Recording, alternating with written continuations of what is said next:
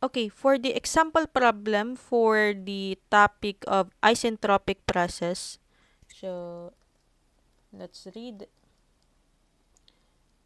So 1 pound of gas undergoes an isentropic process from 95.3 pound per square inch gauge and a volume of 0.6 cubic feet to a final volume of 3.6 cubic feet. If Cp is 0.126 BTU per pound degree Rankine and the specific heat at constant volume is equal to 0.093 BTU per pound degree Rankine, what are T2, the final temperature, the final pressure, the delta H, and the W? Okay, let's solve. Okay, so, lagay natin yung mga given. Okay. So, for the given, we have the mass, which is equal to 1 pound. We don't know the ideal gas, kung ano bang klaseng gas siya. But we know it undergoes an isentropic process. So, yung S natin dito is constant. We have also the P1, which is equal to 95.3 pound per inch squared gauge. Okay. Then, gauge to. So, this is gauge pressure. Yung P2 natin, which is equal to, wala. Okay. Wala tayong P2. Unknown si P2. And then, we have volume initial, which is 0.6 cubic feet. Volume final, which is equal to 3.6 cubic feet. And then, we have Cp. Cp is 0.124 BTU per pound degree Rankine. Cv is equal to 0.093 BTU per pound degree Rankine, and required to get the T2, P2, delta H, and W. So, for the solution, ano natin to sasagutan? To get the value of T2, what is the possible formula that we can use? So, simply, no, since volume 1, pressure 1, or the pressure and the volume in the initial state is given, so we can utilize the formula P1, V1, that is equals to mass R T1. P1, so what is, ano yung P1 natin? Yung P1 natin, we know that absolute, gauge pressure rather. So, convert natin muna siya sa absolute. So, 95.3 pound per inch squared, mag-a-add tayo ng 14.7 para maging absolute. Take note na ang temperature and pressure palaging naka-absolute value. Okay? So, naka-pound per inch squared na yan. Then, next thing to do is to multiply this one by the conversion factor of inch squared, from inch squared to squared feet. So, that is 144 inch squared or 12 squared. No? 12 squared lang din naman yan. All over 1 feet squared para cancel out. Bakit? Kasi yung energy natin dito dapat naka foot-pound force, and then from foot-pound force dapat i-convert natin sa BTU. And in order for that to do so, mag-multiply tayo ng conversion factor from foot-pound force to BTU. So, 1 BTU. Kasi yung, di ba, yung R natin dito, yung specific gas, mga constant natin dito, is naka BTU per pound. So, therefore, we convert the foot-pound force na makukuha natin dito to BTU. Okay, i-ano na rin natin yung volume niya. Yung volume niya is V1, that is 0.6 cubic foot.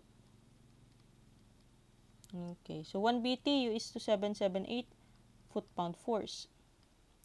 And that is equal to mass na 1 pound mass multiply by R. Ang R natin, that is equal to Cp plus Cv. Okay, ang CP and CB natin is 0.124 plus 0.093. So, naka-BTU per pound degree line kayo na to. Tapos, yung temperature 1 na missing. Okay? So, yung temperature 1 natin na makukompute dyan will be equal to 394 degree Rankine. So, you can check that. Okay? But that is my computed temperature 1. And then we get the how we're going to get the temperature 2. No, nakuha natin si temperature 1, but we need to get the final temperature. So, in order for us to get the final temperature,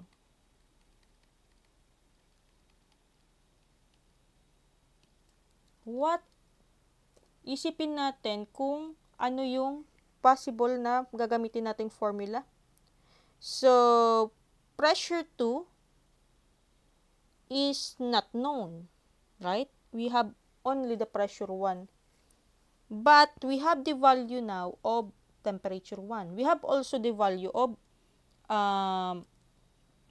volume 1 tsaka volume 2. So, we can consider the formula T2 over T1 that is equal to V2 all over V1 raised to K minus 1. Right? So, that is K minus 1. Okay. So, yung T2 natin will be equal to our T1. Nilang natin. V2 all over V1 K minus 1. Value of T1 that is equal to 394 degree Rankine. Value of V2 that is 3.6 cubic feet. 0.6 cubic feet raised to K minus 1. Ano yung K natin? So, yung value of K natin, for value of K, that is equal to CP all over CB. And yung CP all over CB natin, that is equal to 0.124 all over, naka-BTU per pound degree Rankine to, hindi ko na susulat, all over 0.093. Ang K natin is equal to, let me check first,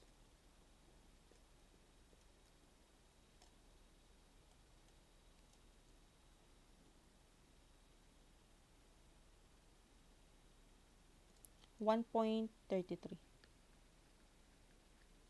Okay? 1.33. So, 1.333 minus 1. Yung value of T2 natin obtain is equal to 218 degree Rankine. Okay? Now, for the final pressure, paano naman natin i-compute yan? So, we compute, again, using the formula. Wait lang, for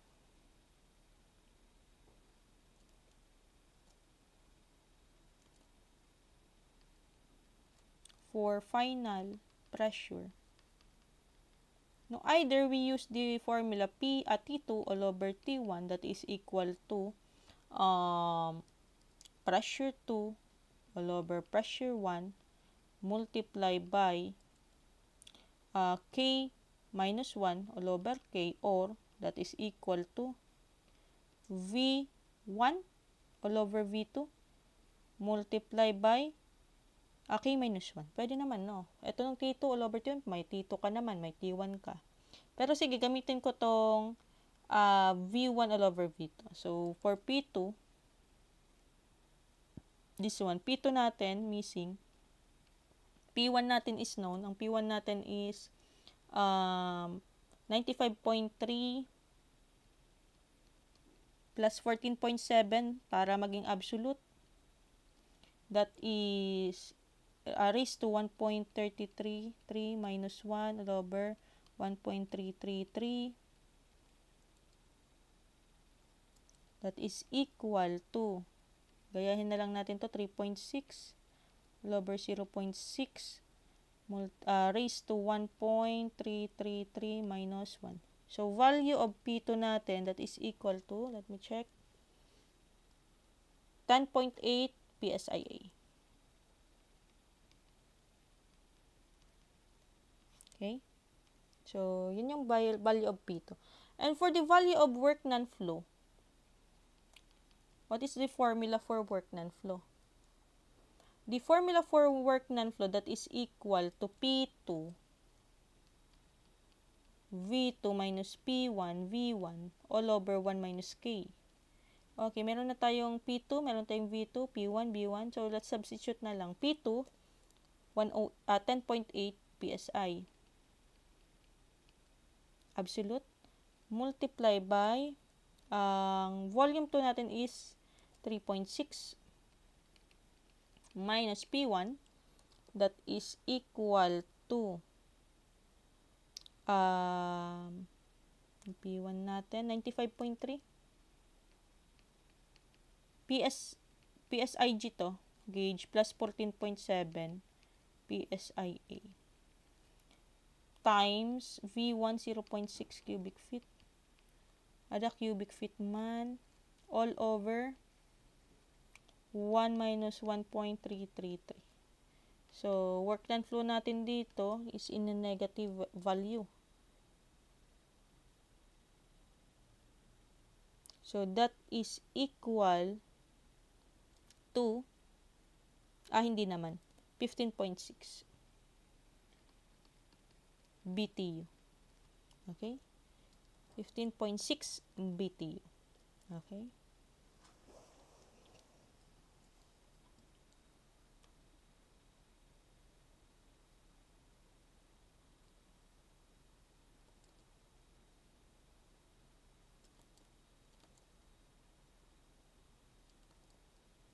Okay. So, ano na lang ito ha? Ito kasi, kulang tayo ng multiplier dito. Tama naman. 144. Tama ba? So, kasi ito, foot-pound force ang ano dito, times, dapat foot-pound force. So, nag-multiply tayo dito ng 144. Tapos, meron pa tayong BTU. So, meron tayong divider na, or divisor na 1 BTU is to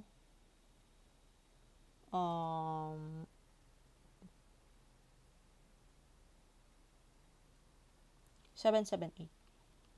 Yan. Foot-pound force.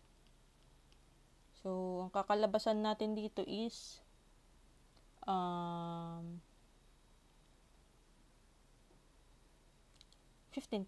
BTU. Tama naman. Okay. So, ganun. So, ganun lang, yung paano tayo mag-solve for isentropic process.